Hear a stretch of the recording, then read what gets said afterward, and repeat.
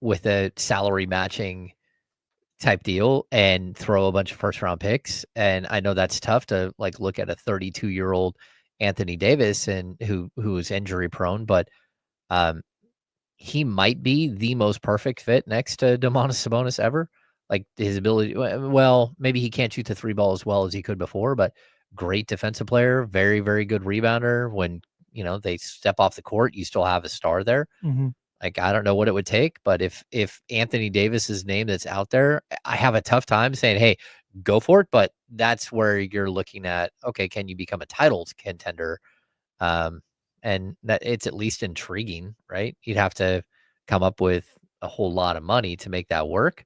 But I actually think the Kings could figure out a way to do it. Huh. Yeah, and if I'm Dallas, I'm shopping Klay Thompson, see if you can get anything for Klay. Maybe you can. Maybe you can get out from underneath that contract. Maybe you can go to a team like the Lakers and say, hey, Klay Thompson for Rui Hachimura or something, just to start over. Yeah. And give them the shooter that they need. Interesting stuff. Man, more seismic shifts in the West. Why not? Yeah, keep shifting. Well, you're okay. All right, we're just gonna do this. We're just gonna dive in. I'm not trying to overreact to 2 games. Okay. What I'm trying to do is talk team building.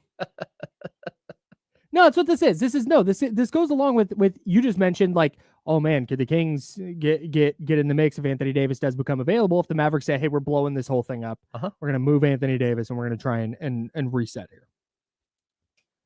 My question is about Domantas Sabonis, who's making $43+ million a year starting next year. If you're not going to commit to building around him and putting the players around Domantas Sabonis to maximize what he does and maximize the reasons that you paid him what you paid him, why do you have him on the roster? Because now you just mentioned you have $50 million tied up in the center position, but you've built a roster that's going away from all the things that made Domantas Sabonis the most effective version of himself. Yeah. I mean, that's what you could, with the money that he's taking up, you could get another low cost center who's just a big body, and you can start filling in other spots with better players. Okay, so that's just, I know it's not that easy, but that's like the soft logic of music. Yeah, I'm more of the opinion that you've seen what works and what doesn't, and you can admit that you made mistakes here, or maybe you can't. I don't know. We'll see. Sure. We'll have to see, and we'll have to see who is making these decisions moving forward. But like, I see a pathway where you can go reset a couple of positions on this roster without touching the Domantas Sabonis contract, or without touching the Malik Monk or the Keegan Murray contract. So sure, yeah, I mean, that's what I would like. That's what I want them to build around him the right way. Yes. Yeah. You've seen what it looks like 22, 23. It was all about Domantas Sabonis. It was like, dude, look at the leap this guy took. Look at the level of play they went to. And every Kings game you watch, it's like, he's the offensive hub. He's the offensive hub. And then they just went away from that. And then they brought in DeMar DeRozan and Zach LaVine and Malik Monk. All these guys that have to have the ball in their hands. Instead of, hey, let's surround, okay, Domantas Sabonis, not a great rim protector. Let's make sure that there's adequate length and athleticism on the perimeter, maybe even an excess of length and athleticism on the perimeter, to make sure that we're nullifying that. And let's make sure those guys can shoot, and make sure there's a couple of guys who are effective cutters, and just let's build this thing through number 10/11. Okay, so I think you can do that, and I think that there is a way. Again, like Jim Thurkill in the chat says, do we realize that Zach LaVine is a 50-40-90 with the Kings? I think Zach LaVine can actually work with Domas as an offensive player. I would agree. So I think that, like, again, I think he's a better fit than De'Aaron Fox with Domas as an offensive player. Really? I do, because you traded for a guy better shooter for sure. Well, that's the problem. Like, we all know that De'Aaron Fox, not only did he not shoot the ball particularly well this season with the Kings. He had to have his career highs in order for this thing to work over the previous two seasons. But also the other problem is that you have two left-handed players, and they never were able to capitalize or figure out how to play those two like in a two-man game together for long stretches. And I think Zach LaVine and Domantas Sabonis, you can play in a two-man game together for long stretches and just keep feeding that because of Zach's incredible ability to get to the basket on the right side, but also his ability to shoot the three ball better. Now, on the defensive side of the ball, that's a holy train wreck. And the only way to have those two to beat your best two players is to absolutely stack the roster with long, athletic defensive players. It's the only way to do it. I agree. And I don't know if they can do that. But that's how, like, I would start is like, okay, if this is who we're going with these two, how do I support those guys in the right way? How do I get a shot blocker to put next to Domas? How do I get, and Valanciunas can be part of this, right? But, and Keon Ellis can be part of this, and Keegan Murray can be part of this, and even Malik Monk can be part of this, but those other players have to be so good defensively that you're masking a lot of the things. And right now, are they getting away with like some smoke and mirrors and being able to play defense at a reasonable level? They're 15th in the league right now in defensive rating, sure. But over the course of a 1, 2, 5 year period, you're going to be a rough defensive team if you don't figure out these other positions. And so, yeah, I think you can build around Zach and Domas. I would hope that maybe you can get, Zach is under contract next year, $46 million. The year after is $49 million, but it's a player option. Maybe you can get Zach to say, hey, I would take a longer term, less money deal to stick around. You do have to worry about injury, career, him being like 31 next season, 32 the year after, and then having a long history of injury.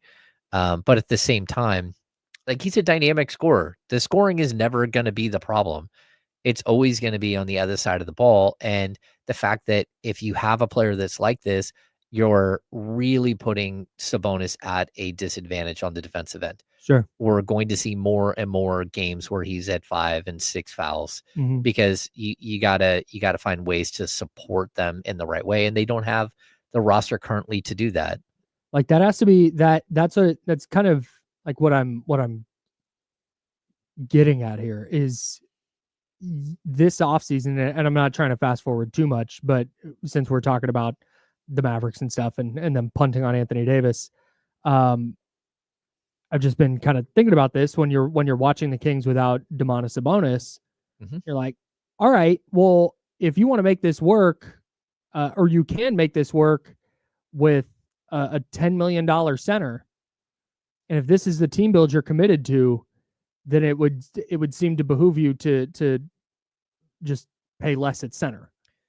But on the other hand, I don't think you want to just punt a guy like Domantas Sabonis who can give you a triple-double when you do this right, or damn near average a triple-double when you do this right. And that's what I would like to see moving forward here is I don't think we're going to get it this year. I don't think there's going to be a version of the Kings this year that is like, hey, we're going to go back to Domantas Sabonis gets the ball and it's a ton of dribble handoffs and it's him orchestrating everything offensively. But what I would like to see is if they're going to move forward with him, make sure you're supplementing the roster that way. In all the ways you just mentioned. That just has to be that has to be the commitment. Instead of, hey, we need another guy that can score. We need another guy that can score. Just everybody can put the ball in the hoop. Like, there's a requisite level of offense you have to be able to play, right? You can't be unplayable on the offensive end. That defeats the purpose. Yep. But there's a style of player that fits where there's like a lot of them. There's not a, now if you're looking for a shot blocking 5 who also hits threes, like, yeah, there's not a ton of those dudes.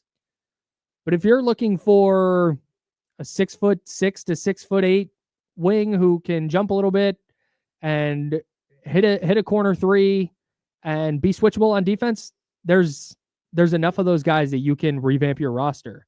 And that's the way I think they have to do it.